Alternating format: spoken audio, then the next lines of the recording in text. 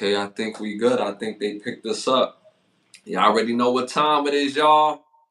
Hold on, where's it? There we go. Let's do that one more time.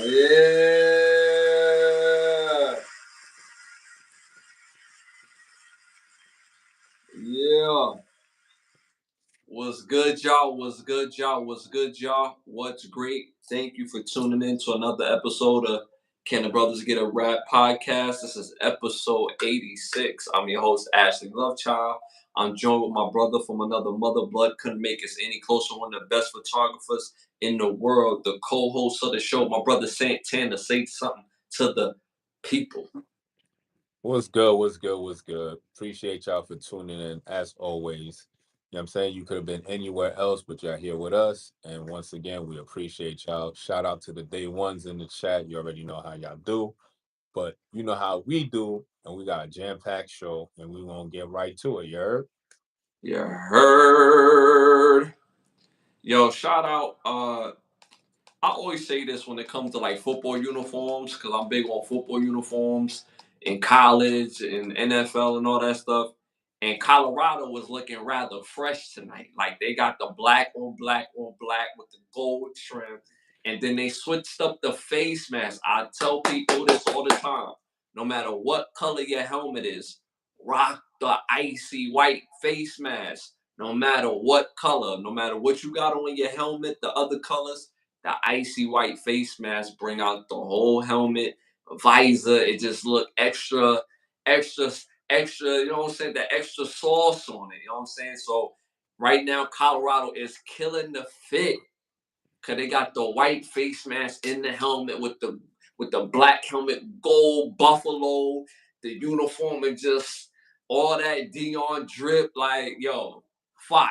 You know what I'm saying? So shout out to that too. Shout out to Rowan Jack in the building. You already know what time it is. That's our guy right there. Let's get it. All right, so let's get it, y'all. First segment of the night. This segment is brought to you by OUV Records. The label motto is create, document, and inspire. Make sure you go to OUV Records at OUV Records on Instagram and stay in tune to the latest music and merchandise. First question of the night, popular opinion, y'all. Highest profile college team right now. College football season is back. Number 1, Texas.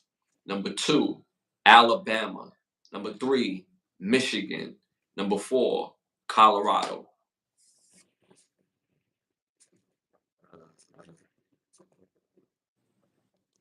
What was the question? Who is the highest profile team in college football? Overall or right now this season? Well, right now, as of this era.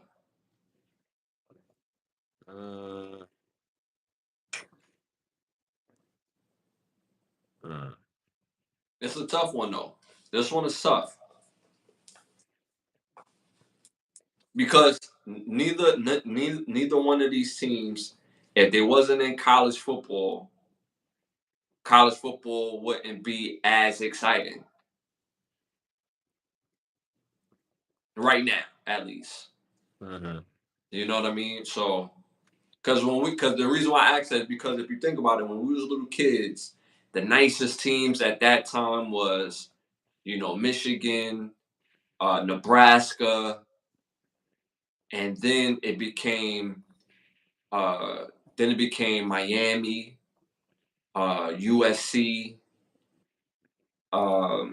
Those are like the dominant schools. And then when it was time for us to go to college, Miami was still killing the game, and then Alabama came up like somewhere along in our like late 20s, early 30s. That's when Alabama started like taking over and just killing. And Florida State too. Florida State was nice when we was kids, but as we became adults, that's when Bama really like made their name. Because when we was kids, Bama was trash. So it always switches. Like every era, it just always switches. Well, it's a cheat code, but I'm gonna just have to go with Colorado because of Dion. You know what I'm saying? Mhm. In all honesty, all the other schools, schools, and they're great because of the notoriety of the school. You know what I'm saying? So the name of the school sets it apart and stuff like that.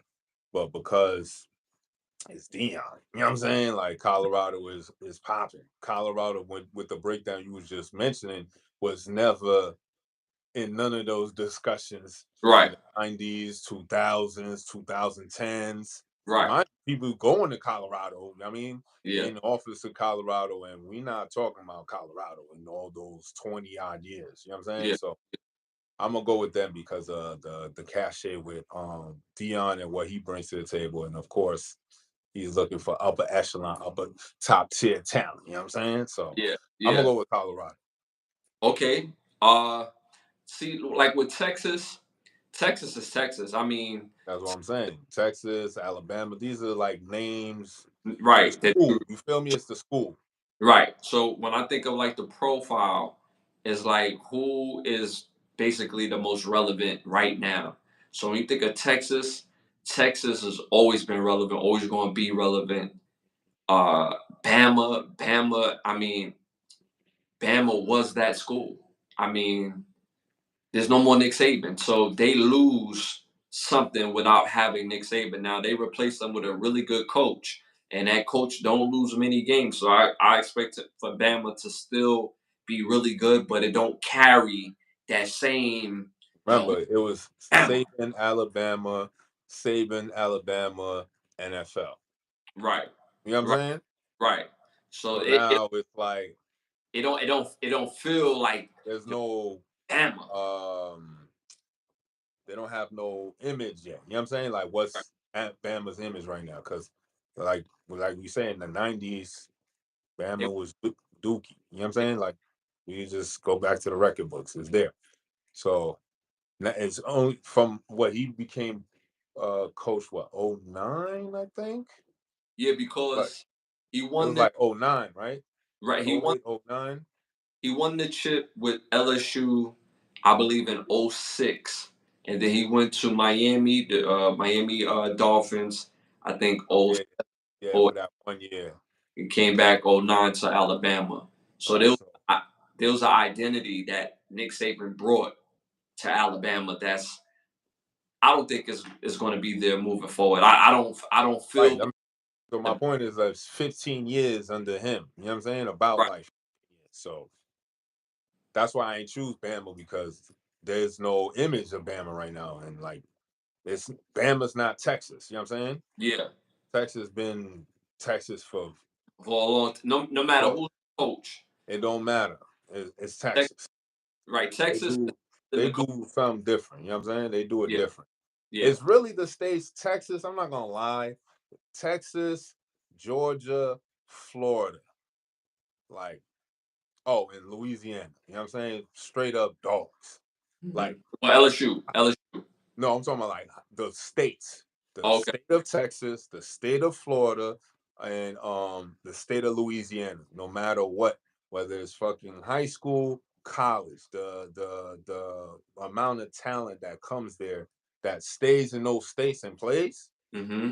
yeah, it's up there. Mm-hmm.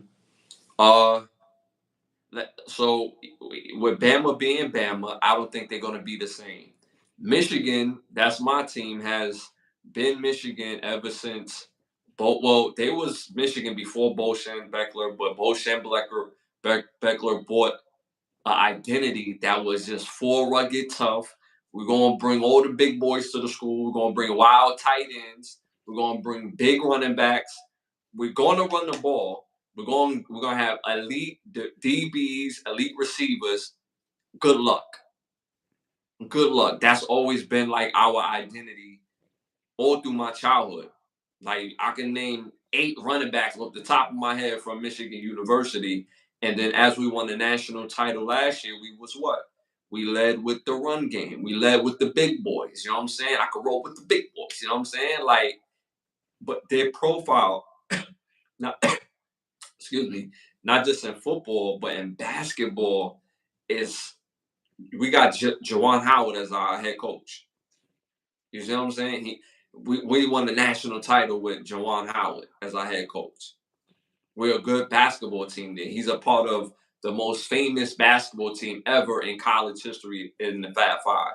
So Michigan to me is so universal as far as the high profile. But if I ask you to name me our coach, most people wouldn't be able to at this present time. We got a brand new coach.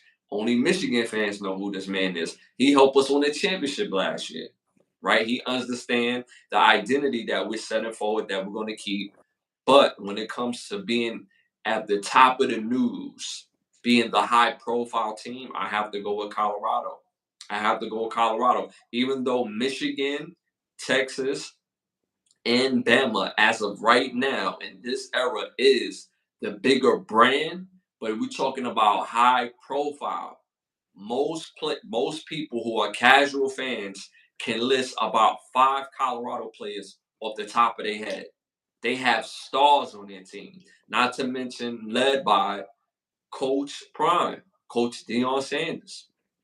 Not to mention he has Hall of Famers on his damn coaching staff. You could come to practice and get coached up by T.O.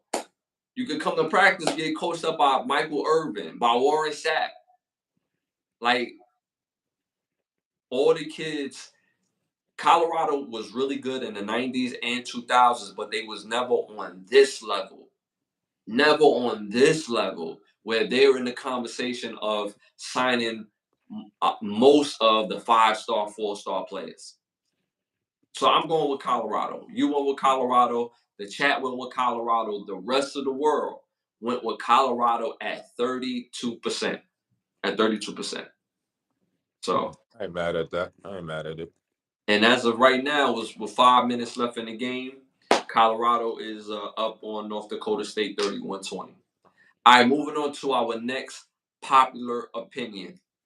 Which movie is the most violent? Sorry, which movie has the most violent teenager lifestyle? Again, which movie has the most violent teenage lifestyle? And remember, y'all got to pick the answers on this list. Number 1, Class of 1999. Number 2, City of God. Number 3, Prayer of the Roller Boys. Number 4, American X. Mm,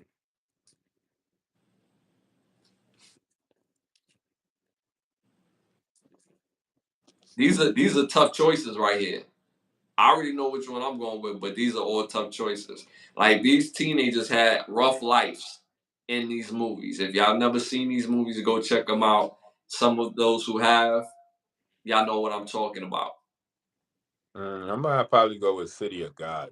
Uh, like there was no supervision from time Buddy was young, and they just out there, just you know what I'm saying, figuring out as they go along and stuff. And it's a real depiction of what like poverty can do and what you have to do to just survive. You know what I'm saying? So the lifestyle that was displayed in that one, I feel is the most violent one out of this list. So I'm gonna go with City of God. Okay, okay. Me, I gotta go with Class of 1999.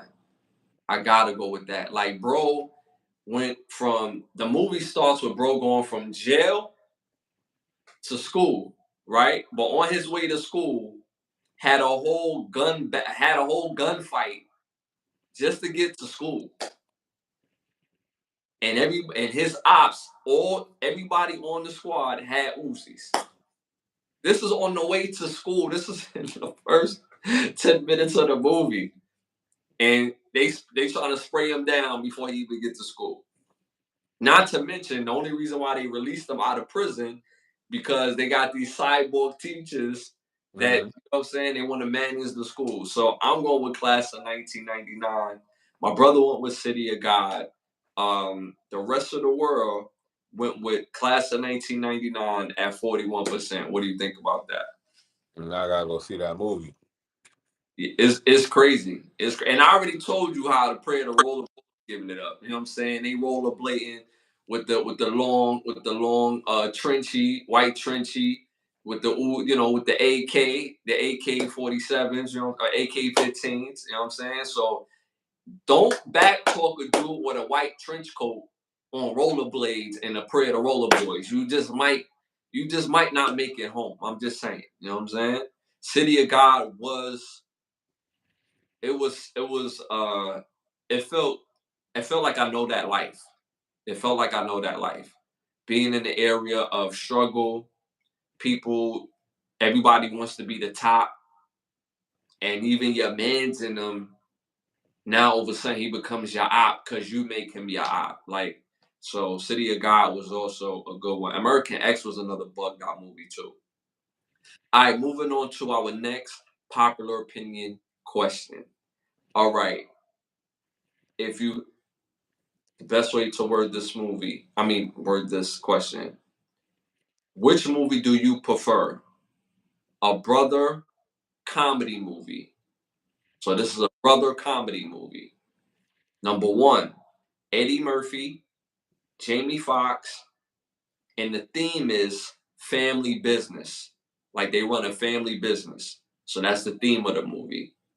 Number two, Kevin Hart, Mike Epps, and it's a cop theme. They playing cops, partners. Number three, Martin Lawrence, Chris Tucker, but they playing a mafia theme. These are all comedies, but these are the themes. Number four, Cat Williams, Dave Chappelle as Estranged Brothers theme. Now I'm going with the first one, Eddie Murphy and what was the other? Eddie Jamie Murphy. Foxx. Yeah, Eddie Murphy, Jamie Foxx, Family Business. That will be hilarious. Son. I think those two on screen can really work well with each other and really like um ad lib certain parts of the movie and just I think it would be just fucking hilarious. And so I'm going with Eddie Murphy and Jamie Foxx. Those are the top tier jokesters on movie sets. I feel with them two together, it'll be a funny movie. Mm-hmm. I think the Kevin Hart and Mike Epps. I feel like it'll be like a different version of the movie that Kevin Hart did with Ice Cube. I feel like it'll be a bit of a different version of it. It'll be a little bit funnier, but I don't think it will go to the next level. Mhm. Cat Williams, Dave Chappelle as Estranged Brothers. I think the acting will be very excellent. I think it will be amazingly funny, but I don't think it will be the funniest out of the three. And I would, and they will be like probably my number two, my number three selection out of everybody. Martin Lawrence, Chris Tucker as a mafia, like Mafia Brothers or Mafia type movie. I think they will kill and cook in this movie. I really believe that. But if I had to put my money up, I'm with you, bro. I'm going with Eddie Murphy, Jamie Foxx, family business theme. It's just too many things that they could do with that theme alone. You know what I'm saying? Like, Daddy left me the business for real. He ain't really want you in the like. It's so much stuff that they could do with that whole theme and energy. So I'm rolling with you, bro. I'm going with Eddie Murphy, Jamie Foxx, and a family business theme. Uh, Mhm. in the chat, I'm seeing Cat Williams. Hold on, I'm seeing. Yeah, I seen Cat Williams. So no, we're talking about movies. Actually, yeah, Jamie Foxx in Dallas. Nobody. What was that? Family business. Uh, I don't remember. Yeah, these are themes. These are themes that movies that you would pick if you were a movie producer. Which movie would you select to do with these actors? So again, I went with Eddie Murphy, Jamie Foxx. You went with Eddie Murphy, Jamie Foxx. The rest of the world, surprisingly, went with Cat Williams and Dave Chappelle playing Estranged Brothers. 33%. What do you think about that? I mean, I could see it. Only thing is, I ain't Dave Chappelle hasn't acted in a minute. You know what I'm saying? So, it's been a minute since we seen him in a movie, and Cat Williams was just on that series at ATL and did phenomenally. So, Yeah, he did. yeah, Yeah. if they put it together, I wouldn't mind watching it. You know what I'm saying? So Yeah, yeah, still, I still see what they trying to cook up. You know what I'm saying? yeah, yes, yes. All right, moving on to our next popular opinions question. Favorite Drew Hill album on this list. Favorite Drew Hill album on this list. Number one, Into the Dragon. Number two, Drew Hill self-titled. Number three, Drew World Order. Number four, Christmas in Baltimore. Mm,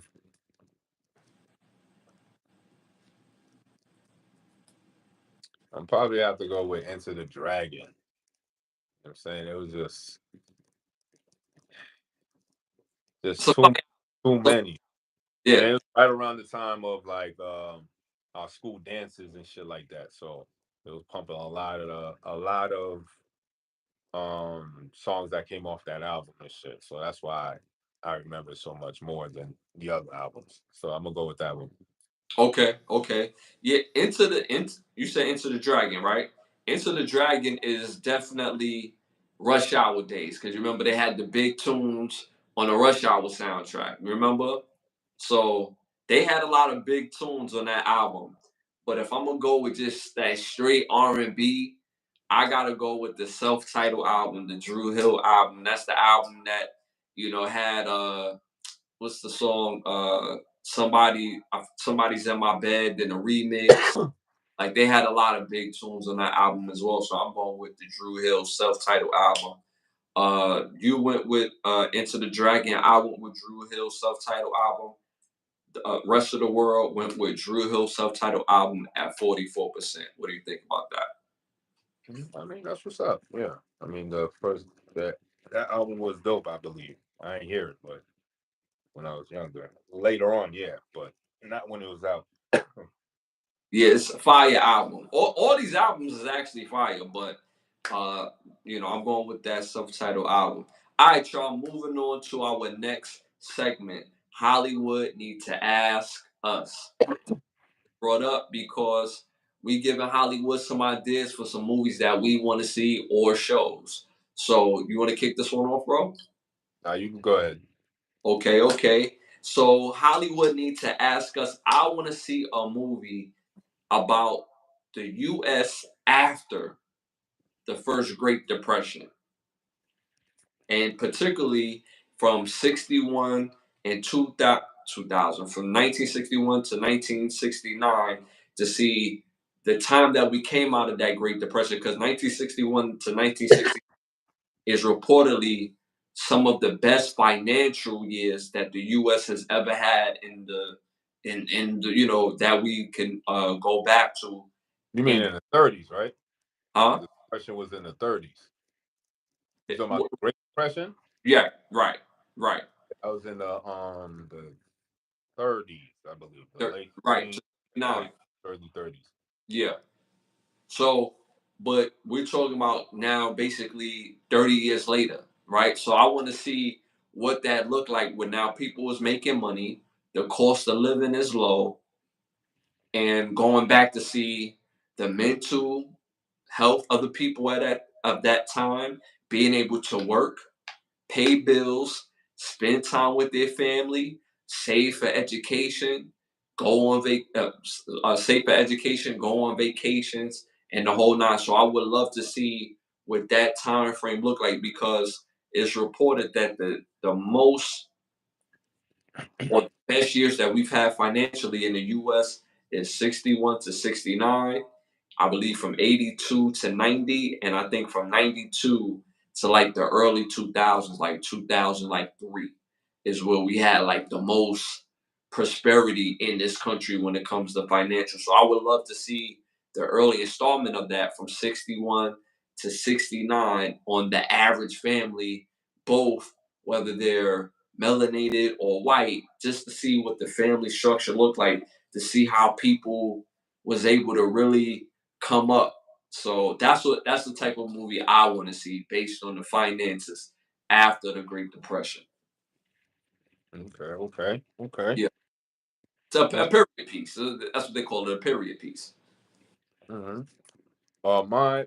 Hollywood Needs to Access can go many different ways. I definitely want to see a movie about this because this is a story that's been corroborated but hasn't been officially viewed as facts, and you'll know why because too many people is involved.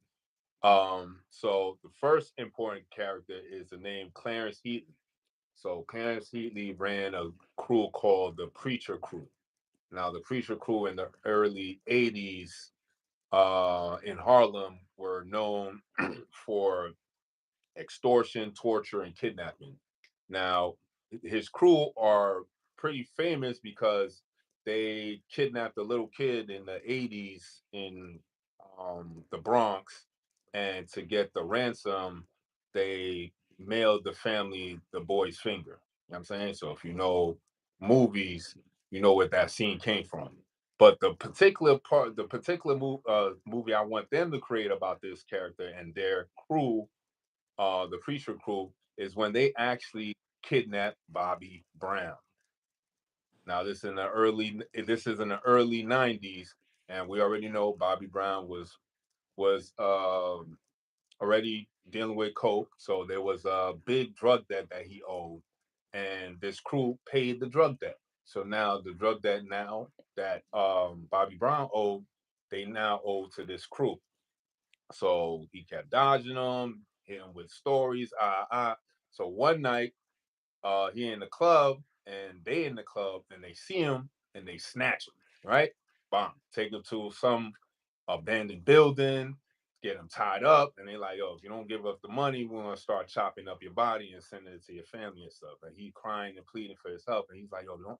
He's like, yo, your drug debt now is $400,000, and we want it in cash. And he's like, yo, the only person I know that can do it is Whitney. And it's like, ain't no way Whitney coming here and bringing $400,000. You know what I'm saying?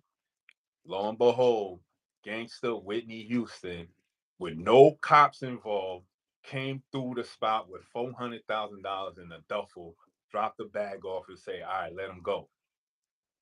She came in there so gangster that the most gangster of the crew, Clarence Heatley, was shocked. You know what I'm saying? This is Whitney Houston, Grammy Award Whitney Houston, top tier. We're talking about. She just did The Bodyguard, going into the trenches to go get her husband, dropped the bag Nah, off and said, I nah. let my man go. So Hollywood, I need to see this movie. You know what I'm saying? Y'all need to make this because this right here is just top tier when I found out about this story, son. Because this is lit. Y'all need to make this movie, son. Because you know what I'm saying? Whitney, dog, like you lit. Like I ain't even know this about you. Like you a real gangster, son. Damn. Came in the trenches with the Duffy 400. Cash. Cold cash. Hold that.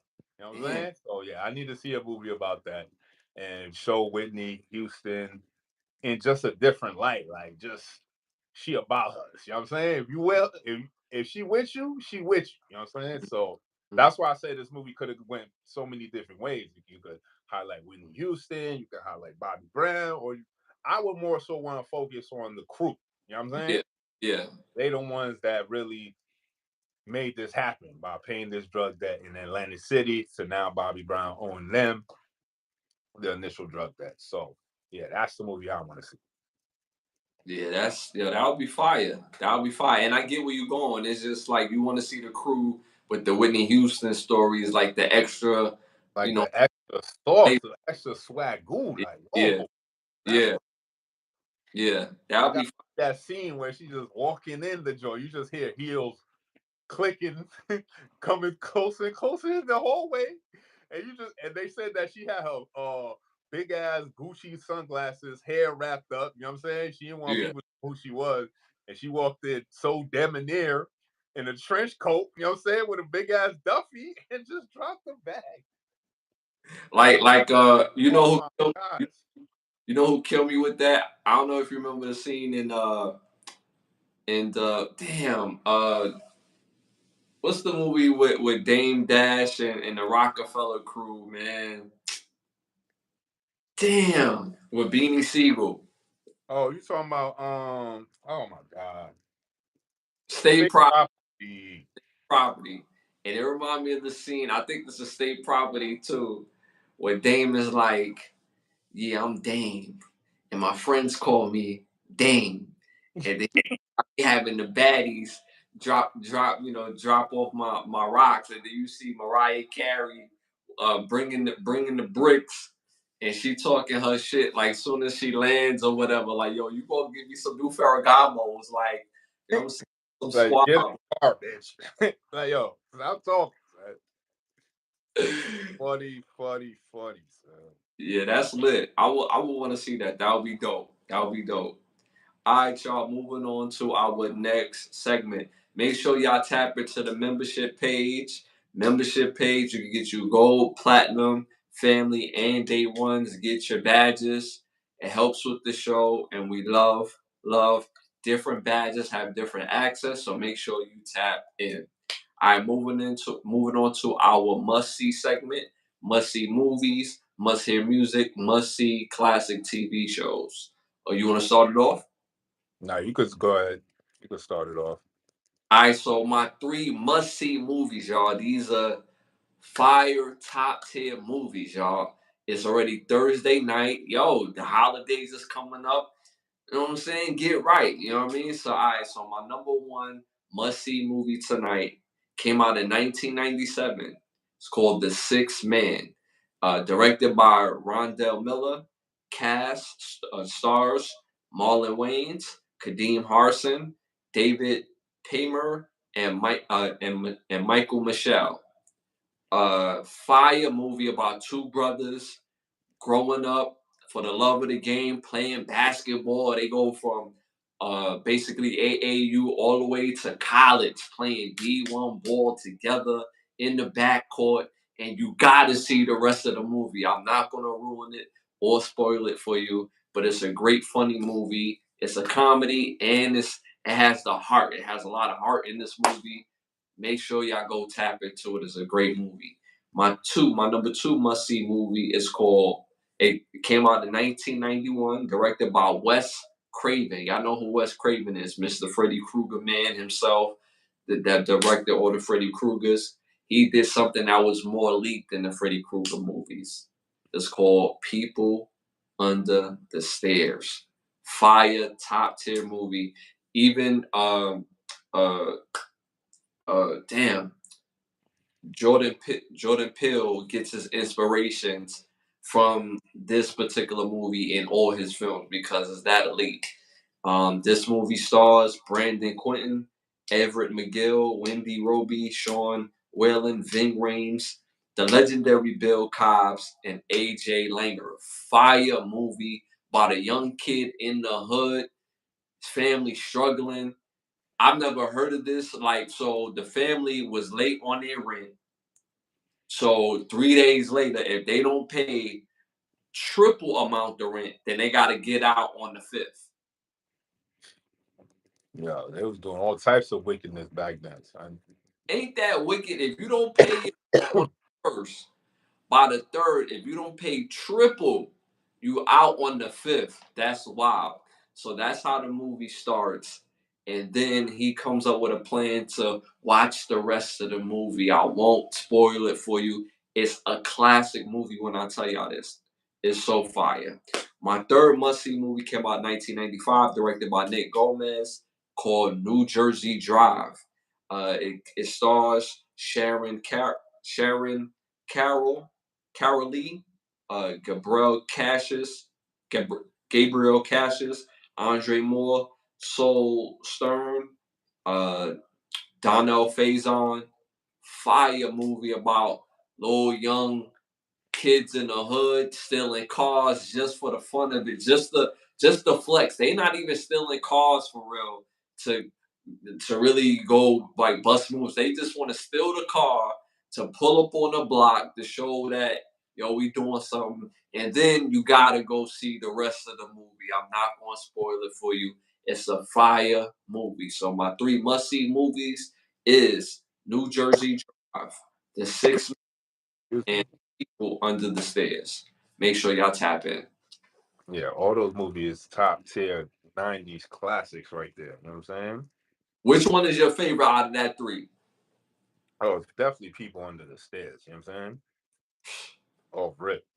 So it's a horror with black people in it. Yeah, you know, You know what I'm saying?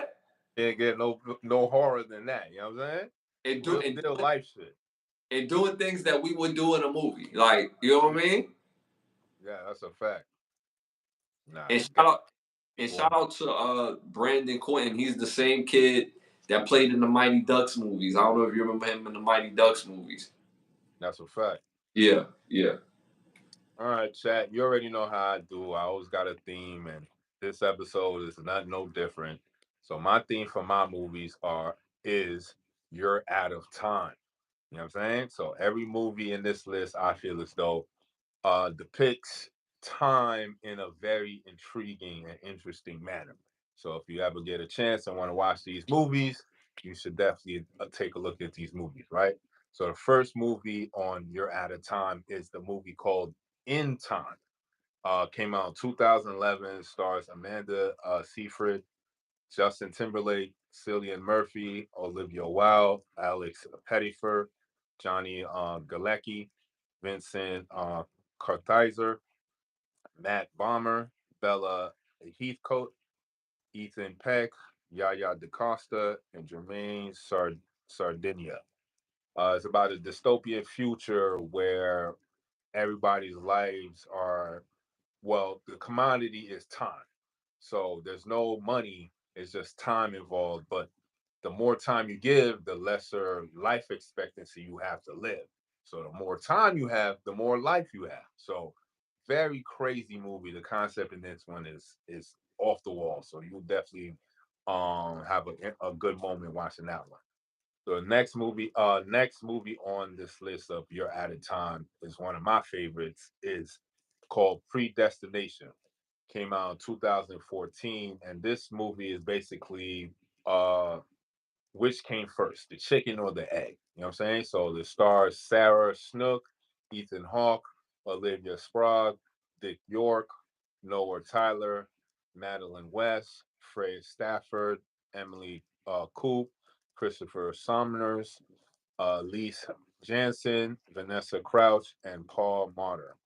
Uh, Predestination is about this federal agent that's trying to stop this mad bomber, and just as just as he's about to catch up to the mad bomber to stop him, you got to watch the rest of the movie to find out what happens and which comes first, is it the chicken or the egg? You know what I'm saying? You got to check it out. So last on this list that deals with time is also a personal favorite of mine is Deja Vu. All right. Came Fire. out 2006. Stars Denzel Washington, Val Kilmer, Paula Patton, Jim Caviezel, Adam Goldberg, Bruce Greenwood, Ella Fanning, Eldon Henson, Erica Alexander, Matt Craven, Rich Hunchman, and Shondarila Avery. Basically about an ATF agent who's tasked of solving bomber a bomb that exploded on a ferry in Louisiana. And as he's canvassing the area and the neighborhood shore, he finds a particular object that's not supposed to be there. And you got to watch the rest of the movie to find out, is he having deja vu? We don't know. You know what I'm saying? So my movies from this list of You're Out of Time are Deja Vu, Predestination, and In Time. Check those movies out. Make sure y'all check those hot fire movies. In Time is an interesting and scary as hell movie. It's the epitome, like they just making stuff up. And it always made me think like, yo, if I got a whole bunch of time, right? And then you start dating a new girl and she like is running low on her time, like do you give her like more time for real if you just like or if you know what I'm saying? But if you take Yo, we us, wasn't even serious for real. Like, you know what I'm saying? I wasn't even really jacking you like that. You heard? You only got 5 minutes left, boo boo. You better make it count. You know what I'm saying? Over here lollygagging with me. You know what I'm saying? yo, that's nasty work. You I'm got like, mad. damn, that's fucked up, Santana. You got 20 million hours. You can't give me 100? I'm saying though, you clocking my shit. You know what I'm saying? Yo, but I just met you though, like, you know what I'm saying? Like, so that movie is always a little, like, not a little, but it was bugged out because it just show you that concept, and that's a scary concept. If you and then how do you establish the time? You have to buy time and use that last little money that you got just to start off. Like, fire movie, scary as hell too. Make sure Facts. to that. All right, moving on to our must hear segment. So I'm starting to go with themes for my music because for the music part because I like a theme with the music portion. So three must have songs on your playlist. All right, this is a Wu Tang playlist, y'all. If y'all into that hip hop, classic hip hop, three must have songs if you have a Wu Tang Clan playlist. Number one, Triumph. Number two, ice cream. Number three, cream. Gotta have those three movies on your playlist for a Wu Tang playlist. Again, Triumph, ice cream, and cream. So add that to your playlist today. All right, moving on to our classic show segment. Our classic shows. I'm sorry, our classic shows. Uh, you want to start this one off? That it's not a classic. It's definitely a must see, and it's on HBO. So you know how HBO give it up. They always top tier with their series, and this one is one of you know what I'm saying. It's just one of their just another one of the examples of how good HBO is with their writing, their casting, everything. And the show I'm talking about is The Dukes. Came Mm, out 2017. Has 3 seasons, and it stars Maggie Gyllenhaal, James Franco, Margarita Lilavenia, Emily Mead, Chris Coy, Lawrence Gilger Jr., Gimbana Akibane, Chris Bauer, Daniel Sawley, Gary Carr, Michael Rispoli, and David from Moldlitz. Basically, it's about the 70s and 19. I mean, I'm sorry, it's about the 42nd Street in the 1970s, and back then it was hell. You know what I'm saying? It was the worst place you want to be in the city. It was just crime infested, all types of depravity going on. And you know what I'm saying? And then in the deuce, there's still people trying to make a way, trying to make a living, trying to do what they gotta do in the hustle and bustle of the city. And it just highlights these people living in the deuce, and as the 70s is changing, certain laws is coming into place, and they're starting to see their neighborhood change, sometimes for the better, sometimes for the worse. You know how life goes, and it's a great depiction of the 70s and of how New York was and how wild New York was, still wild, but back then you got to understand there's no security cameras, there's no cell phones. Pay phones is everywhere. And you know what I'm saying? And everybody's finessing. Everybody's top tier finessing. Imagine living in a city where everybody's on 100 on finesse. You know what I'm yeah. saying? Your A1 steak sauce finesse is not messing with A1 over there. You know what I'm saying? So you have to be on point at all times. And this was a fire series. So if you ever get a chance, you want to see nostalgia, want to see how the 70s was, how everybody was getting down, getting boogie, and people were actually dancing in the club. So you would love watching. Yes. Y'all don't do that no Sex- more. Like No that's like sex. ancient history for y'all. So the Deuce will show you how people was getting down. You know what I'm saying? No sections. Fire. No sections, none of that goofiness. I'll at the bar, get your drink, get your dance on. That's how it was. So check out the Deuce. Again, it got 3 seasons, and you can catch it on HBO.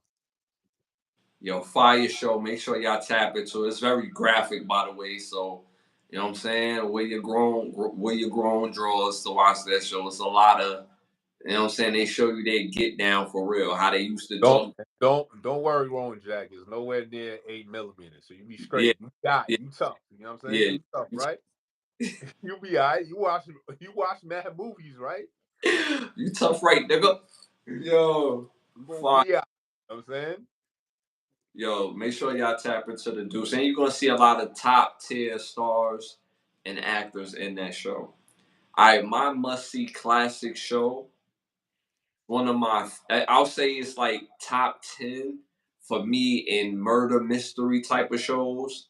Cold Case came out in 2003, all for 7 seasons. It stars Catherine Morris, John Finn, Thornberry, Danny Pinion, and Jeremy Ratchford. Dope show about cold cases. You know, cases they couldn't solve basically in the span of time. So it goes to cold case. It goes to cold case officers that have more time to work the case. And the way they put the show together and how they kind of use like the spirits in a way to bring these people to life in a way, just a fire show. It's very addicting. Like Law and Order SVU is very addicting. So it's a great show. 7 seasons again of just classic episodes. Make sure you tap into Cold Case. All Yeah, right. calling homicide. You know what I'm saying? Watch while you swinging the dead leg. Oh man, fire show, y'all. All right, you got cologne for us? Definitely got cologne. You know what I'm saying? You look good, you feel good, you smell good, you're gonna do good. And I feel with a bottle of Blue Atlas is gonna make you be that guy. You know what I'm saying? So you gotta grab the scent Atlantis though. You know what I'm saying? That's the scent you need. You about to step out this weekend, it's Labor Day weekend, you know what I'm saying? You already got your fit ready, you already know where the functions is. Spray that Blue Atlas, you know what I'm saying? And you won't get right. Like I'll never steer you wrong. You know what I'm saying? It's 86 episodes of pure manly musk and great sense here. You know what I'm saying? So I would love some feedback from some of these fragrances we done bestowed upon y'all. You know what I'm saying? So definitely get you a bottle of Blue Atlas. The scent is Atlantis. You need that. And let me know what functions y'all went to this weekend too. You know what I'm saying? Make sure y'all get that. You know what I'm saying? Stop playing. Let my brother know. You know what happened. You know what I'm saying? That These are the love potions. You know what I'm did saying? you get the draws? You know what I'm saying? Oh man. All right, so moving on to our next segment. Y'all already know what time it is, y'all. It's time to rap. This segment is brought to you by Button Snaps, where you get classic movies, shows, and documentary for your viewing pleasure of $4.99. Again, Button Snaps. First hot topic of the night. Former defensive tackle Golder Shirless from the Detroit Lions was arrested for giving an elderly lady a golden shower during a Delta flight, and now is charged with disorderly conduct. Wait, how you Yeah. you peed on somebody on the plane? Yeah. Yes. Oh no, he need that CTE scan and that you know what I'm saying? Check the brain scan, you feel me? Because that's not something no normal person would do. Like if anything, it probably would have been an exchange of words, whatever have you, if it would went that far, whatever the situation caused it to happen that way. But that right there, no. I feel there's probably more to that than that, but that's crazy that it happened to the elderly lady. It's unfortunate she had to experience that. That's fucking crazy. But Mhm. yeah, that's just wild. And I feel as though that's another might be a sign of some, you know what I'm saying, some mental brain issues from long stints of playing in the field. You know what I'm saying? Playing football and all that. So Mhm. definitely further checks and further checkups from his family and his mental should be done as well too. On top of that, Shout out to King Prince in the building. You already know what time it is. One of our day ones. Send him to Turkey. Yeah, that's a fact. He definitely should go to Turkey for this. Um, fact. the lady said she thought he was. it was funny how she said it. She said she thought he was just going to expose himself, but when he exposed himself and then he started peeing on her, it That's was what you the line. yeah, Nah, nah. yeah. I wanted some excitement today. Not, you know what I'm saying? Yo, I would think somebody peeing on you would ruin your like at least couple weeks. You know what I'm saying? At least. You know, they didn't say what it stemmed from, whether it was an argument, whether it was a back and forth. They just said that he went up to her and she just thought he was just gonna whip it out. And then when he whipped out and started peeing on her, then it was like, oh, this is real. You know what I'm saying? So You gonna put it on her forehead? yeah, Yeah. yo. This is crazy. So like you said, this could be the very beginning of something that is again for playing the game for so long that CTE symptoms. Um, this is not normal practices for any grown man to just roll up to any person, let alone an old lady, just to pee on her, regardless if we had words or appetites was thrown. That's just not something we just do. So, as men. So, but he is charged with disorderly conduct and the legal process has begun for him. So you know, With a good lawyer, you could get that dropped. You know what I'm saying? And can fight for because of the severity of the situation. Because that's not no normal rebuttal that somebody does to, I guess, a conversation or argument, whatever happened, for a buddy to be like, mom, I'm gonna pee on her. right, So, right, so with that, I feel a lawyer could be like, yo, you know what I'm saying, playing football, you know how that goes. So yeah, that's why I feel like it's just, it might be a situation like that because, like I said, the response, the the act or whatever did not justify that kind of response. You know yeah, what I'm saying? yeah. That's a fact. That's a fact. All right, moving on to our next hot topic. Uh, Pop singer, legendary singer Mariah Carey confirms that her mother and her sister Allison both died over the weekend. What do you think about that? Yeah, that's wild, suspicious to say the least.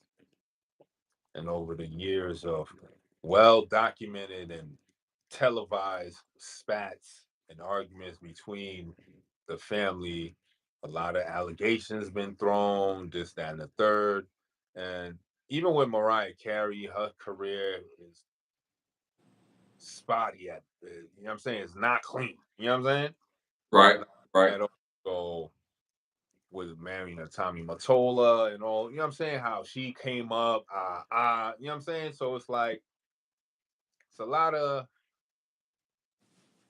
of questions there, you know what I'm saying? Especially with the other sister with her claims and what she said that that she had went through based on family members that had dealings with, you know what I'm saying, with the industry and stuff like that. So her claims when she was alive was pretty out there. So now that they've gone past, I mean, got RIP to them, to the mother and sister and stuff like that. But hopefully they get some peace. But it's just two people, yeah, two family members both dying in the same day. It's just very questionable. You know what I'm saying? Very questionable. I'm not saying it can't happen, but the likelihood and the statistics of that happening is astronomical. You know what I'm saying? So yeah. The only time you hear something like this happen, and if this was a planned hit or a planned murder, so it's very questionable how this happened. They don't go into detail. They just say she could confirm that they passed away. There's no real details of you know, or what happened. We don't Uh, know when they actually passed, what day. They could have passed months ago, and they could be like, all right, we telling y'all now mhm. because we got to save face real quick. I'm not saying that's not the case. I'm not saying that, but it's just, we just live in an age of spin, and people could just spin stories however they want to. And even with the shelling out this story, it was very vague, was very like nonchalant. Like, you Yeah, know what I'm saying? It was just yeah, very like, huh? yes, Damn, like both your mother and your sister passed? Like, damn, that's crazy. Like, are you okay? Is everything all right? And the vagueness of it is just leave me puzzled. Like, what happened? Did they get COVID X2? Like, what? You know right, what I'm saying? Like, what is it? right, You you know HIV is running rampant. What happened? Like, what? Not saying that's the case, but I'm just saying, like, I want what, to protect myself. You know what I'm right, saying? right, right. What happened? Like, You know what I'm saying? It could be a new case of tissue pox. I don't know. You know what I'm saying? I gotta protect myself from the dirty tissues or something. You know what I'm right, saying? Let the public know what's happening. You know what I'm saying? mhm. You just letting us know they pass is like, It's very hey, vague. like, Yeah, it's very vague. yeah. So you might as well not even let us know, like, because if you ain't let us know, would Yeah, you know what I'm saying? Would anything change? yeah, So the fact that you let us know that they passed, and then in the vagueness of the story is just like, you know what I'm saying? It's just all right. But again, RIP to our family, and hopefully they can grieve and move on from this tragedy. facts. I agree wholeheartedly with you. R.I.P. To the ones who loved, loved her mom, her sister, who had a close relationship to them, and I would love to hear more details to how everything unfolded because it's just super mysterious. So that's what I'll say to that. My boy Rowan Jack back in the building, got his badge. Make sure y'all get y'all badges. Appreciate you as always. Welcome to the day ones. Wow, you got the day ones membership. That's big. That's real big. Appreciate Wow, thank you. Facts. appreciate you. That's the top. That's the upper echelon of memberships, y'all. So he getting all the access. You know what I'm saying? He getting all the access. So make sure again y'all tap into the memberships, y'all. So uh, there, there, you get that King Prince. All right, y'all. Moving on to our next hot topic. College football. No, I'm sorry. So there's a new grading system. There's a new grading system. I don't know if you heard of it for schooling that they've been implementing, but then now they're planning to implement in all grades. But this is the new system, and some of it do make sense, and other parts don't. All right. So the new grading system. Without further ado, A's are considered 84 to 100. B's are considered from 64 to 83. C's is considered 44 to 63. D's is considered 24 to 62. And F's is considered 0 to 23. What do you think about that? I gotta make the right decisions now because ain't no way in hell I'm gonna be in the nursing home in 50 years with these kids coming up with this type of grading system gonna take care of me. Hell no. 80 A plus is 84 to 100? What? That's insane. That was a beat. You know what I'm saying? Mm-hmm. Going up 100 to 90 was 95 to 100 was A plus.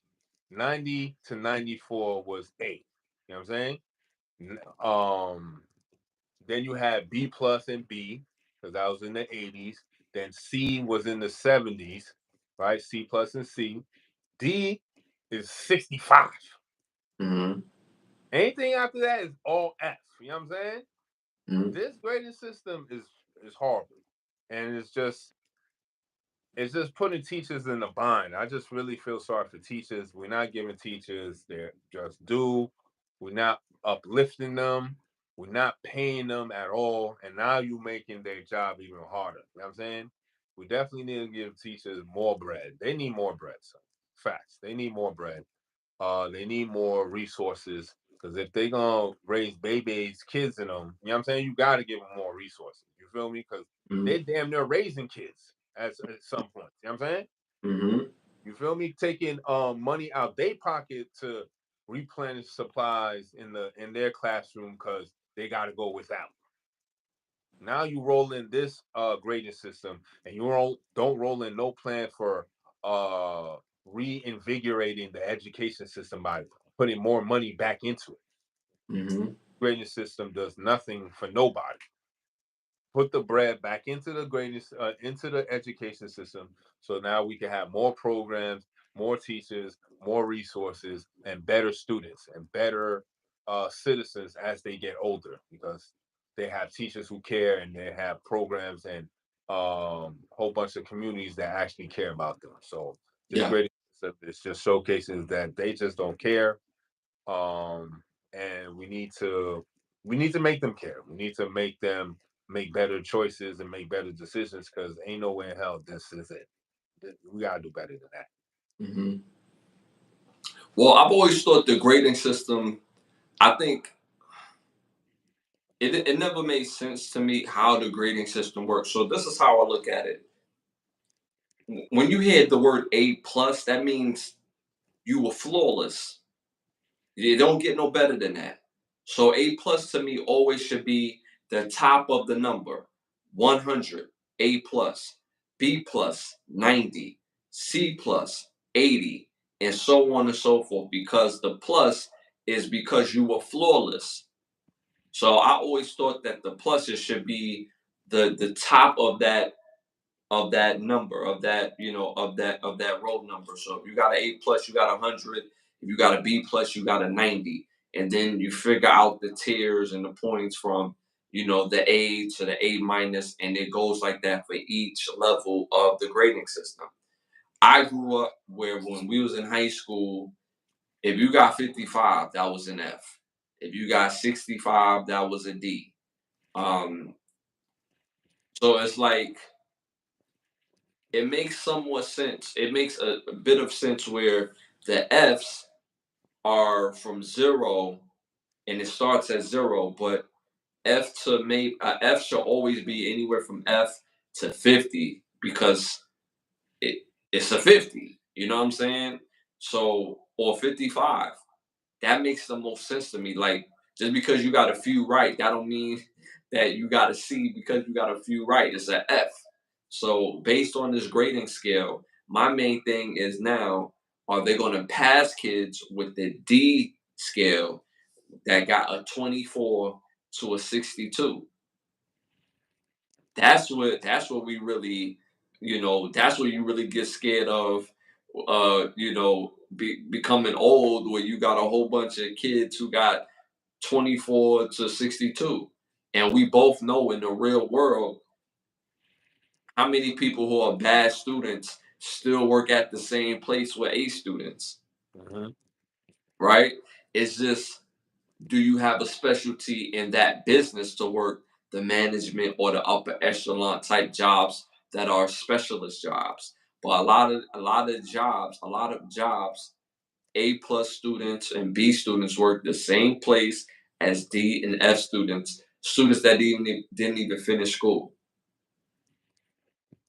So it becomes natural selection of just knowing natural things. So with this grading system, it's going to be very scary because when my daughter was younger and I was checking her homework, I was like, "Yo, your answer's wrong." She like, "Nah, Dad, don't worry about that. The teacher wants to know how I got my answer and my breakdown." I'm like, "Yeah, but it's wrong." She like, "It just matter. All that matters is if I implement the steps that's in the equation. It doesn't matter if the answer is right or wrong." So that mindset alone that they're taking in the school system is going to change people's concept of thought of of what exactly, because growing up it mattered if you was right or wrong. Now they just want to know the steps to get to that wrong answer. That doesn't make any sense. What's the purpose of knowing something that's wrong, even with the proper steps, if it's wrong? Everything is a mathematical equation. A car is a mathematical equation. The lights is a mathematical equation. Everything that we have is a mathematical equation, and it has to be right. So if it's wrong, then what is the grand scheme of knowing the steps? So it goes hand in hand with the new grading system. So this is going to be very scary. We're building a nation full of idiots, but full of people who are just passing through. So there's no eliteness to our educational system. So that's how I feel about that. Anything else you want to add? No, that was it. Okay. All right. So moving on to our next hot topic. College football is back. Do you know who won the most national titles? The top five teams with the most national titles. Mm. All right. So coming in at number five is my guys, the Michigan Wolverines. They've won 9 national titles. 9. At number four, no, I think they won 10. 10. At number four is Notre Dame with 13. Number three is Princeton with 15. Oh, that was probably in the 1920s. And when they was wearing leather hats and shit. Number two is Alabama with 16. And number one is Yale with 18 national championships. Yeah, you know Yale and Princeton been around since 1830 something, so that makes sense. But that shit stopped by 1930 something. You know what I'm saying? Get out of here. When was Princeton and Yale? When was O'Shea Jackson hype go to Yale? Like, yo, I gotta go to Yale. You know what I'm saying? Like, I gotta get on that field and play D1 at Yale. Never. Hakeem Thirskaska, you know what I'm Yep. saying? He At ready, receiver, man. He ready. He you know what I'm ready to saying? go to Yale. 6'4", 4'2", you know what I'm saying? So yeah, so that was that's probably like in those early inception days of football, like when they was playing and all that stuff with the leather. You know what I'm saying? There was a movie about that with not with about Yale and Harvard or whatever, but like the old days of football with the leather hats. They had George Clooney in it. You know what I'm saying? So that image reminds me of when they was playing. That's when Yale was popping. You know what I'm saying? Like, Yeah. yeah, lit back then. You know what Yo, I'm saying? They was getting a chip. can you imagine if we lived in a world where going to a Ivy League to play football was still lit? So imagine a world, instead of Michael Vick going to Virginia Tech, he went to Princeton. Yeah, I'll be. Yo, no pass protection for Buddy. You know what I'm saying? He running by everybody. So he got Instead, himself. instead of Adrian Peterson going to Oklahoma, you know what I'm saying? He went to Columbia University. You know what I'm saying? Became a Lion. You know what I'm saying? Went to Cornell. Pick up a book. Brothers pick up a book and read. You know what I'm saying? That was before melanated was allowed to play. That is a fact. That is Yeah, a that is can't a forget about that. You know what I'm saying? that is a fact. But I just thought that was extremely interesting because when I looked at the books, because I wanted to see how close Michigan was to being at the top of that list, The, and then I get Yale and Princeton. I was like, the oh hell real question is when was their last chip? You know what I'm saying? Whatever that year was, then yeah, you know what I'm saying? Then we know that's when they was never nice again. You know what I'm saying? yeah, yeah. That was definitely late 20s, early 30s. Exactly. You know what I'm Yeah, saying? So yeah. by that you know what I'm Just saying? around- Mel started trickle in. It's like, all right, we're gonna let y'all play. You just gonna run the ball. You gonna block. That's all y'all gonna do. You know what I'm saying? Then they saw we got some sauce, like, oh, instead of running straight, he hit him with one of these. We don't know what that is, coach. We can't defend that. Would you rather have Forrest Gump or Booby Miles? You know what I'm saying? Give me Booby every day, son. Come Give on. me Booby every day, son. They have to tell Forrest, yo, don't run off the sideline. Stay on the field. Nah, son. Give me Booby every time, son. Yeah. Nah, that's fire. I just thought that was super interesting to see that. All right, moving on to our next hot topic. Sonic 3 Shadow live action. They dropped the premiere. It comes out December 20th. Have you seen it? I haven't seen neither the first or second one, so I gotta watch them because I love, you know what I mean, Sonic, Knuckles, Tails, you know what I'm saying? All those characters is fire. So I definitely gotta go catch those two before the third one comes out so I could get caught up. You know what I'm saying? That's a fact. Like Sonic is definitely one of those movies that they could have gotten wrong just by the look of it, just by the feel of it. The first two was good, very true to the Sonic story. Could have been a little. It could have been a little better. It was a bit clunky in the first one, but they pulled it through. But Sonic looks amazing in the live action. Looks amazing. Then at the end of the first one, all you see is Tails coming through looking for Sonic, and I lost it when I saw Tails. I'm like, oh, so Sonic ain't gonna be in this world all by his own, so he got Tails rocking with him. Like, so when the second one came out, it's him and Tails popping. Then they bring in Knuckles. I was like, yo. So the first two, very true to the Sonic brand, and it just gave that nostalgia feel. And now they bring in Shadow in part three, and the preview look fire. And I didn't even know uh, uh, that Jim Carrey had retired from acting. Oh yeah? I didn't Yeah, know that. I know that. But guess who came out of retirement to make sure he's in Sonic 3? Yeah, you So better you better you better cash this check, nigga. The fuck you talking about? Retiring. Nigga, you retire when you die. What you talking about? You act like acting is like, you know what I'm saying? Like that's something you can't do no more after a while. Like what you yeah, can't read or something? Like you can't read the script or something? Like what you talking about? Your eyes don't work, nigga? What? You better act. You better take read that script. take this 40 mil. You You better know? stop playing and read that script, bro. You better read that script. You better stop playing, nigga. You So he's gotta coming. run it to the top again one more time. You know what I'm saying? So he's coming back to play Dr. Robotnik, which is perfect for him. And it just looks like a fire movie. I can't wait to see this. Again, this is coming out December 20th. They always come out with a December movie for the Christmas time. So, I'm looking forward to seeing this. All right, like I said, I got to catch up. Watch the first two so I could be caught up for the third one when it finally dropped. All right, y'all. Yeah, so make sure y'all tap in. If you haven't seen the preview, make sure y'all seen the preview as well. All right, y'all. Moving on to our next hot topic. Uh, it's funny. Be careful. I mentioned this before. Be careful what y'all put in y'all bodies, yo.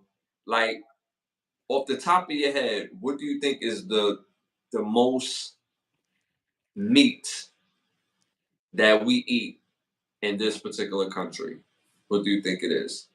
Mm, Or probably type of meat? Sorry. probably ground beef. Okay. Okay. All right. So coming in at number five, there's is goose. I don't know a lot of dudes that make goose grease soup, but goose was shocking to me. Number four is duck. Number three is shrimp. Number four is sardines, and number two is sardines, and number one is chicken. What do you think about that? Those are the most consumable uh, foods Pro- that people eat in pro- America. yeah, products that we eat in America. Chicken number one, sardines number two, shrimp number three, four duck, five goose.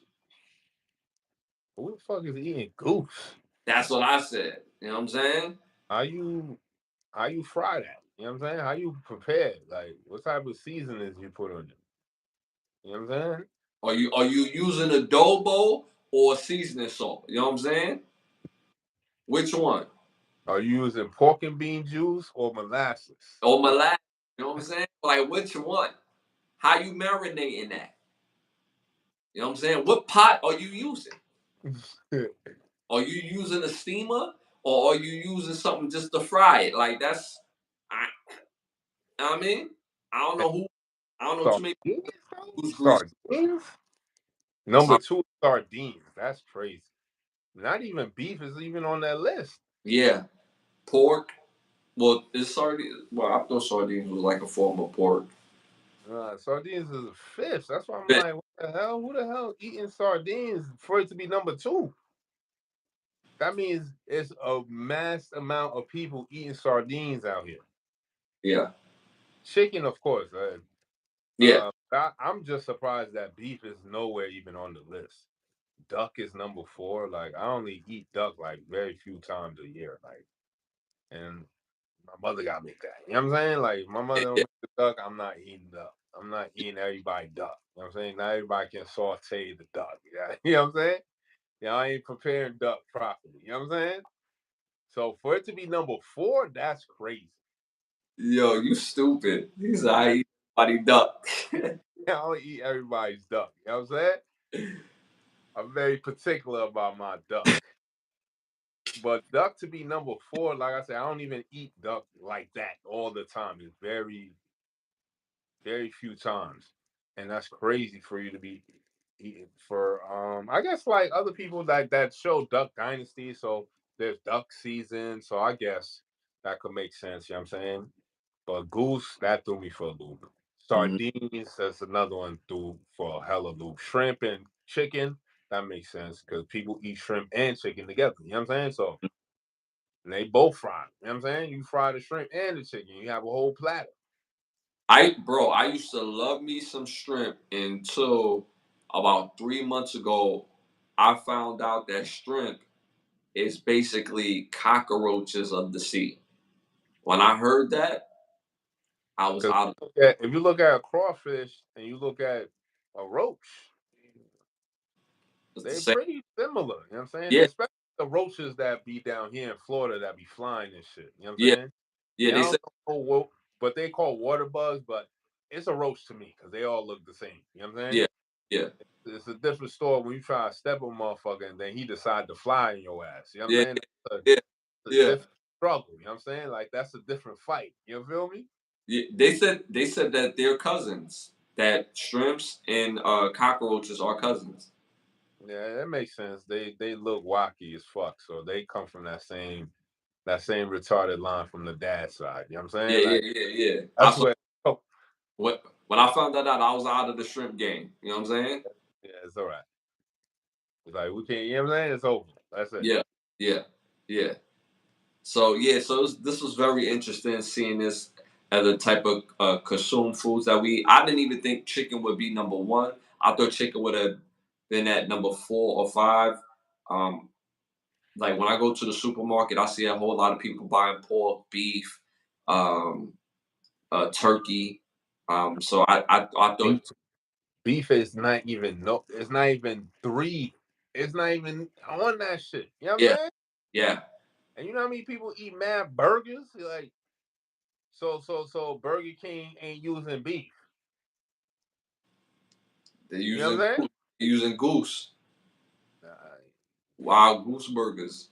yeah, they using pigeon toe. You know what I'm saying? Wild pigeons been going missing. And mind Niggas you, across the world and shit.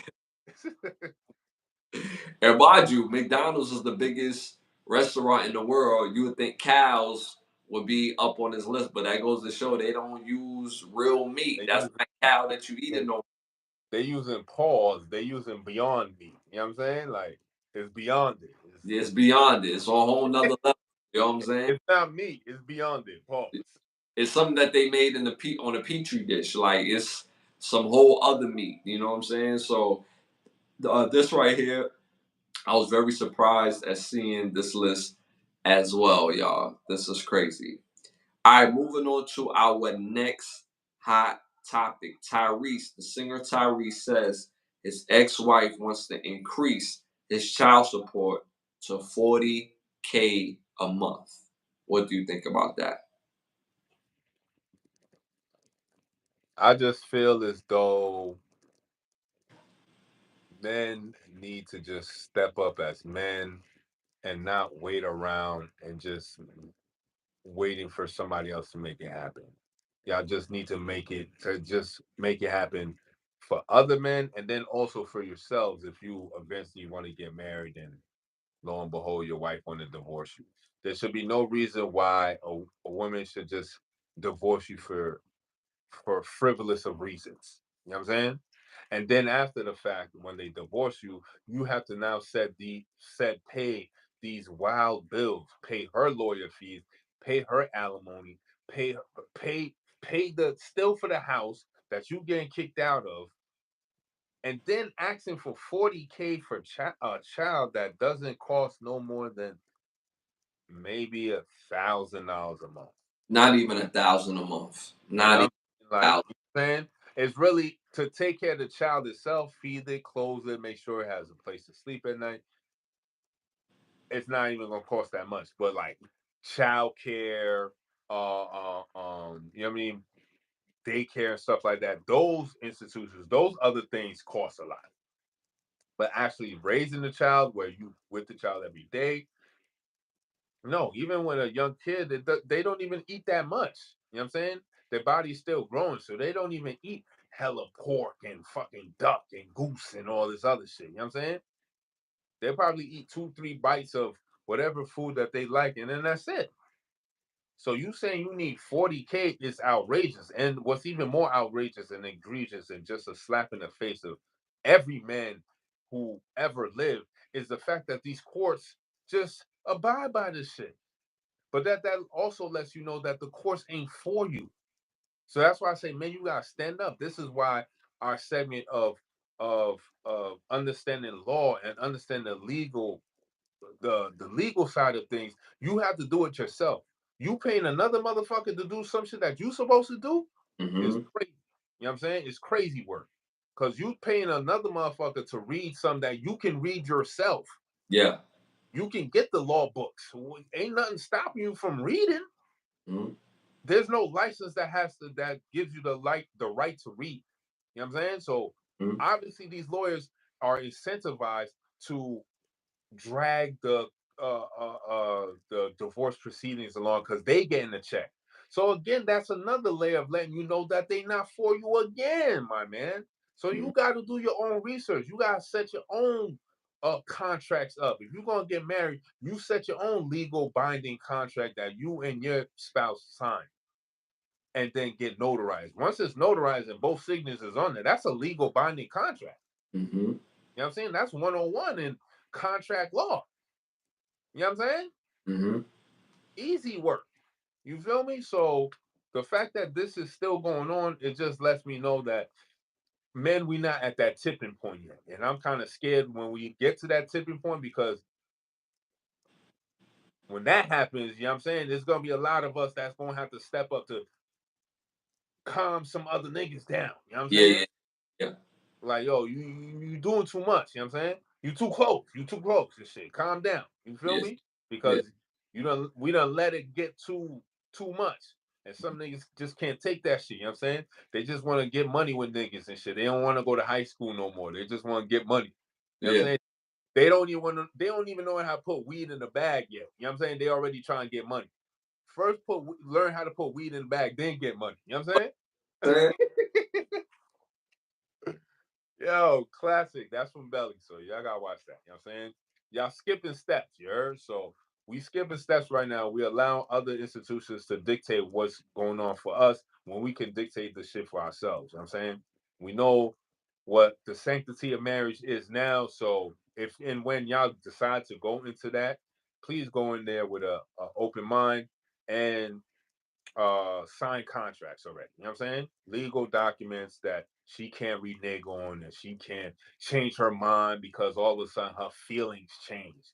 Like we're basing all this stuff on feelings, which is asinine. She I want more. feel Maybe today. she It's want not how you gonna feel tomorrow. she want more money because she sees Tyrese thriving, and Tyrese got a few movies coming out. He's doing all these interviews, so now she wants more money. Big, big. What you just said, out of feeling, because she My, see. my thing is what is the point of you being independent, screaming independence, get your own bag, get your own money so you don't have to rely on nobody, but then you rely on the man, but then where's your bread? See, that's the problem. Like when men, we understand responsibility. We understand that when we get more money, that's more responsibility that we have to take on. That's just, it is what it is. We Mhm. can't be like, oh, I'm making $1 million. I'm just not going to do all this other stuff. You know what I'm saying? If you making money, you also have to take on the responsibility. If you making more money, then pay the bill. Yeah. What you looking crazy for? Mhm. Because you're a woman? No, no, no, no, no. That should sell. We equal now. You make more money? Fine. Pay the damn bill. What's the problem? Oh, because it's your feelings. Nah, we're not doing that. You know what I'm saying? So that's why I love the legal system, because it's just based on what it is. It doesn't give a fuck about your feelings. Mhm. You know what I'm saying? It don't care how you feel today because you cramping up. Right. Nah, Mhm. assault is assault. You know what I'm saying? Raping somebody in divorce court is assault. You know what I'm saying? Right. Should be, Right. he should be brought up on charges because this is crazy. And I've always had a different take when it comes to child support and alimony. Like, all right, so you have two people that have a child. They supposed to contribute to that child. Whoever can contribute more, okay, you contribute more, and the person makes up the other portion of that contribution. So whoever contributes more should be able to have the standing power to have the child full custody or for a lesser time. Right. Because if you're struggling with the child, then why don't you just give the child to the father who is more financially stable to take care Correct. of the child? Correct. I Simple. mean, my thing is, it's like when they divorce and all that stuff, it's like all of a sudden, all the reasoning and all the factors that you put in, that you chose this man to be the father of your child, now all of a sudden go out the window because y'all break up. Now all of a sudden he's not worthy enough to be in the child's life or even have more custody of the child because he's more financially stable to do it. It immediately goes to the woman. Hmm. But in certain circumstances, that can't work if the woman is not financially stable. Right. I feel as though that should be a case by case basis. You know what I'm saying? If one party is more financially stable than the other party, not saying that that party should be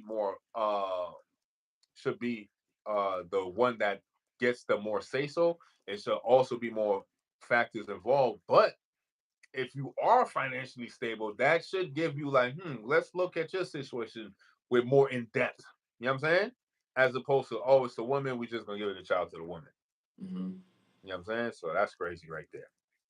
And then because you'll see it like it's a double standard. Like most men, when they have custody of their children, they don't even want child support from the mother. They don't get child support from the mother. So that extra, you So know, that lets you know that the shit is skewed because right? it should be, if the child is with the father, you pay child support. If the child's with the mother, you pay child support. It shouldn't matter. Oh, but because it's with the father, oh, you don't gotta pay child support. But whoa, whoa, whoa, whoa, whoa, whoa. But then again, here's where the money comes together. So if I don't ask for child support, I don't even want child support. And this woman is asking for 40,000. Obviously, I wasn't paying 40,000 a month when I'm taking care of my daughter. No parent is really spending 40,000 a month on a child that's growing up in this world a month. That's not happening because the child does not require that amount. Even as they get older, they're not required 40,000 a month. Mind you, the whole purpose is to give a child what they need, not everything that they want. So even case by case basis, what child is spending 40,000 a month from the age of 5 all the way to 18? Even if the child's in high school, if a child's in high school, you give a child provision. You don't get 40,000 a month for child support and be like, all right, well, you're going to eat about $100 a week, and then you're going to spend the rest of that in clothes, just buying stuff. So let's keep it real. So when a father goes back to having custody, he's not asking for child support. So that's an extra, that 40,000 that was so required to take care of his child. What happened to your 40,000? Because the 40,000 is not required. If a man is not even asking for child support, then the $100 a week that it really takes to take care of this child, to food this child. Because let's keep it real, we're not buying clothes every single day for a child. That's a fact. You're feeding this child every day. It don't even cost $100. Well, it may cost $100 now because they raised the cost of living. But let's say $100 a week to feed this child. Okay, cool. The child's not buying clothes every week. Maybe once a month, you make sure the child gets some clothes, some fresh shirts, drawers, socks, a couple outfits. That's not breaking the bank once a month. That's Right. real. And then even every month, the kid is not getting brand new clothes. I didn't get brand new clothes every month in my upbringing as a kid. I went that one time, before school, make sure I got some outfits or whatever, and that's supposed to last me for a couple months for real. So that's what I'm saying. It's not every week or every month that parents are buying clothes for their kids. You make sure the kid have food. You're paying your own rent to live where you live. How many fathers, when they have custody, is saying, "Yo, I need you to put in an extra 300 a month, for child support because I'm trying to pay this light bill to keep the roof over your child head." Well, what about your head? That's a part of taking care of the child when the child is with you.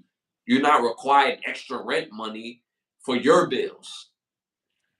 And this is basically what I'm talking about when the child support is going from 20,000 to 40,000, opposed to when a man has custody to a woman has custody. They make up this shit. They make up this shit. So at the end of the day, 40,000 don't take 40,000 to take care of no child. 1,000 a month don't take it don't even take 1,000 a month to take care of no kid. Let's keep it real. Our parents brought us up on less. Come on now. All right, y'all, moving on to our next segment.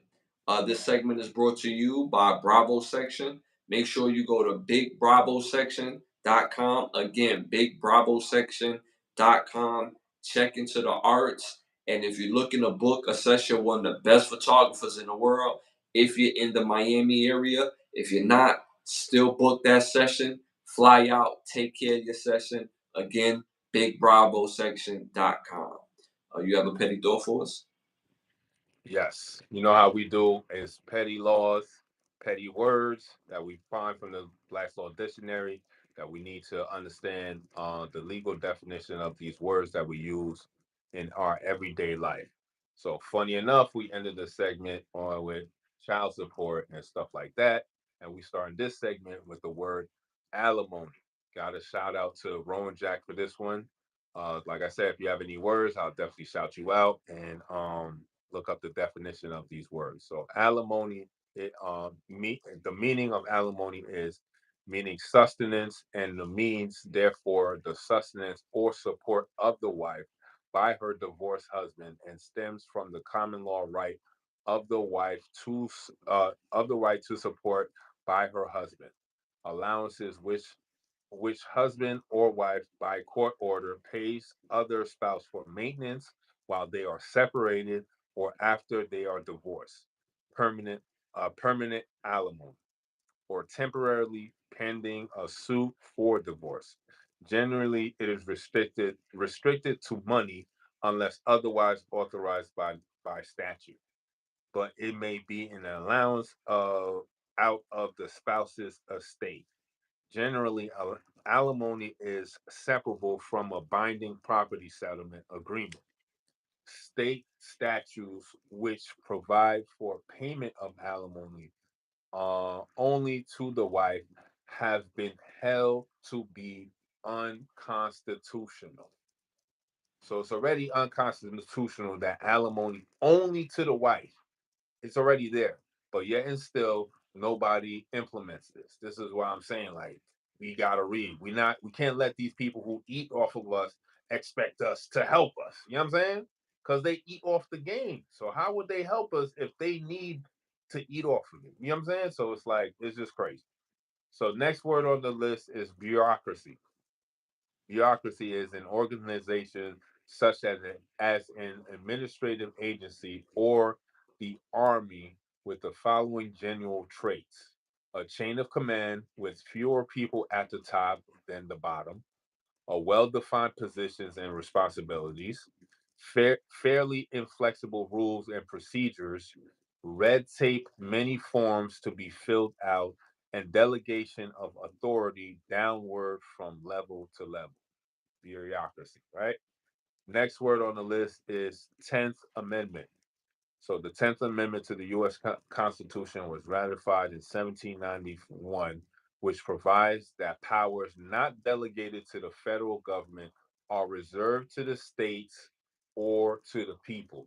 So whatever powers they feel as though it's like, all right, we don't need these, so we're gonna let the state have these powers, and then from the state having powers, now the power is now allocated and left over to the people. So we, as a people, have certain powers that's provided to us by the Constitution, but we're still also provided to us by our Creator. Our Creator gave us unalienable rights, our right to free speech, which if He didn't want us to speak, He would have took our voice back.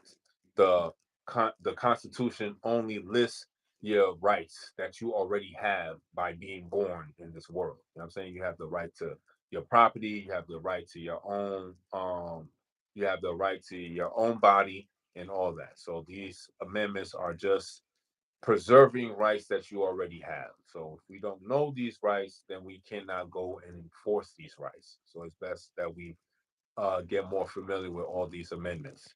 Last on this list is divestment. So, divestment in property law is the cutting short of an interest prior to its normal termination. Reinstatement, second, property, the complete loss of an interest in land, the total divestment, or the partial loss of it by virtue of others sharing it. So for this segment, the words were alimony, bureaucracy, 10th Amendment, and divestment. Again, if there's any words that in the chat that y'all want me to look up, I'll definitely put it to the side and look up the words and shout you out for our next episode. Fire, fire words, fire words. All right, moving on to our next segment, Keep the Lie Live segment. Keep the lie live. Keep the Lie Live. So this segment, I want to just touch on, pause. I want to touch on knowing your glow, knowing your power is very important to know. Some people, some people could walk into a room and they could just demand that attention because they just have this presence, they have this glow. Don't let people diminish it. And the way you let people diminish your glow is by conceding to what they have going on and their proclivities on who you are. Know who you are before you walk into a room. So that way nobody can shake you in how you move and what you build. You don't even have to argue with people on who you are and what you do. You Because gotta it, let the murder game. You let the murder game down. You let niggas know you're not fucking. You're not letting niggas fuck around with you. I know what floats A's boat. You know what I'm saying? Remember this guy? I hate you, bro. I was trying to make a goddamn point. I saw an opening, so I had to take it. So yeah. We laying the murder game down. Let niggas know we ain't to be fucked with. Yo, what are you doing, son? What are you doing out there, son? Do I you don't even want the cops coming at me over some shit you did, son. do you even know what you're doing, man? I'm breathing different, man. You know what I'm saying? Yeah, that's paid in full, y'all. Y'all say you gotta get into it, you heard? Oh my God. My fault, son. I My fault. I kind of lost my damn train of thought, My jerk. fault, man. Nah, but again, y'all don't Just let shine your light, you know what I'm saying? I was gonna say soul glow, but I had to go with the paid in full joint, you know what I'm saying? Let your soul glow, you feel me? yo. You need to glide in the party like Martin did in that episode, you know what I'm saying? That's how you got the juice, you heard?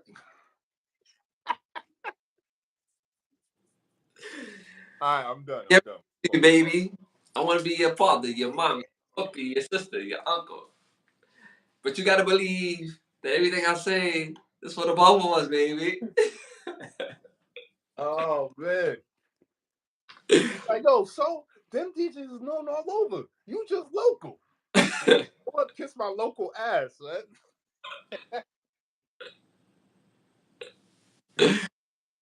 Yeah, yo. So don't let people rob you of your glow. Understand your power. Understand the things that you give out into a room to other people. Don't let people rob you of that. It's very important. I seen a movie about the Clark sisters. In each sister, it was a very good movie. They have it up on a Tubi, if I'm not mistaken. It was a very good movie, a Tubi original. And the Clark sisters, each one of the sisters went through something where they didn't realize their own power. They didn't realize the things that they had to offer to their immediate family, to the world in itself, and who they were as people. One of the older sisters who were very accomplished, very just very legendary in her work. In her personal life, she never been through certain things. So when the first man that she ever like really cared for happens to be the first man that ever really paid her attention, ended up having a kid with him, and basically took her to the cleaners. He was expecting her to pay the bills. He didn't work, and she had to watch the kids and take care of the household. And he was looking at her like, you know, what, like she was bugging when she didn't take care of the bills. So watching that and knowing people in real life, not knowing who you are, not knowing your real power, don't let people knock you off because they see your power. Most people see your power before you do, before you even realize what you can do. So that's my theory for this show. Don't let people knock you off your power. Yeah, keep your soul shining, you know what I'm saying? Let your soul glow, you know what I'm saying? Hit it with a little dab of the spray, catch it on the angles, you know what I'm saying? Bro, Hmm? you can't tell me the funniest part of Coming to America is when Eric LaSalle pulled up in the cherry whip, hit the soul glow, right? And it was that little subtle look. He looked in the mirror, in the car mirror before he stepped out. So he got his stuff together, hit the soul glow, and did one of these. Yo, takes me out every single time. Cause that look for the average man is like, this bitch don't even know what's about to walk up in here. Like, you know what I'm saying? Like, anytime a dude looks at the mirror like, He already know. Ain't nothing you can tell him. He on 100. He gonna get everything walking. You ain't nothing stopping him, son. That's a man with a plan right there. You know what I'm saying? You yo, can't that man. swag goose sauce on the trillion. You hear me? It's just dripping. It's just dripping just like the juice off his fucking curls. You know what I'm saying? Just like the soul glow. You know what I'm saying? Just too much drip. You know what I'm saying? So when he did that, like he hit the head, that he looked like in the mirror, like because Like, oh, yeah, that's that look where chick catch him. Like, I know I got you already, boo. Like, you know what I'm saying? So Hit the rearview mirror with the cat eye. You got to hit him with the cat eye. yo, you stupid.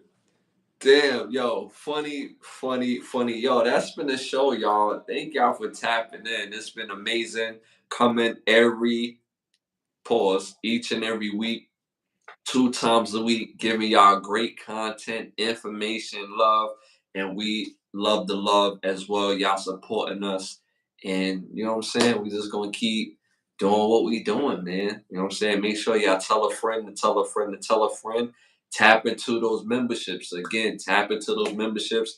Links is in the bio. Links is in the community page. Also, make sure you hit the notification bell. You just never know when we might pop up or subject matter that we just want to deep dive. Make sure you tap into the Overstand podcast as well. While understand when you go Overstand every Monday at 9:30. Again, I want to hit special shout outs to some of the sponsors of the show: OUV Records, Bravo Section, Button Snaps. If you're interested in becoming one of the sponsors of the show, hit me on Instagram at Ashley Lovechild, or you can hit my brother up at Bravo section _ If you're interested in becoming one of the sponsors, hit us up on Instagram. Again, look out for my new EP. Still working on it, called Summer of '08. And that is heating up. That EP is heating up. Bro, you want to plug in something before we get up out of here? Oh yeah, just I got some new work coming on, so stay tuned for that. I got some projects coming up, so I'll let y'all know what's that cooking. So it's in the works right now. Fire, fire, fire. Again, this is Can the Brothers Get a Rap podcast. We're on every Sunday, every Thursday at 10:30 p.m. We'll see y'all Sunday, 10:30 p.m. We're also going to do some giveaways. Giveaway. So make sure y'all tap in. And again, tell a friend, tell a friend, tell a friend. Hit that like button, hit that subscribe button, hit that share button. Leave some funny comments in the comment section, or just something you want to talk on. Tap the movies we've been giving y'all. We give y'all upper echelon movies.